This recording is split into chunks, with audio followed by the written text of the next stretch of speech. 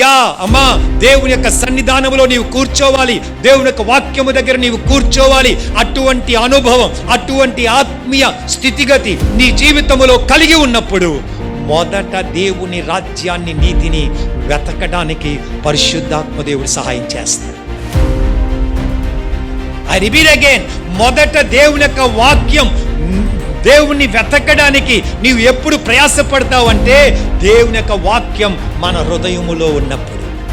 ఆ వాక్యము కానీ హృదయములో లేకపోతే శరీరాశ, నేత్రాశ, జీవపు డంబం నిన్ను నడిపించిన ప్రకారముగా నీవు నడుస్తావన్న సత్యాన్ని పరిశుద్ధాత్మ దేవుడు మరొకసారి నీ యొక్క వినికడిలో వినిపింపజేయచ్చు ఉండగా ఒక్కసారి మన జీవితాన్ని సమర్పించుకొని how much I know his word అనే ప్రశ్నను ఒకసారి వేసుకుందామా?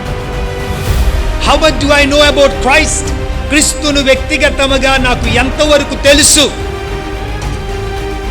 ఎంతవరకు తెలుసు? దేవుని యొక్క వాక్యం ఎంతగా తెలుసు?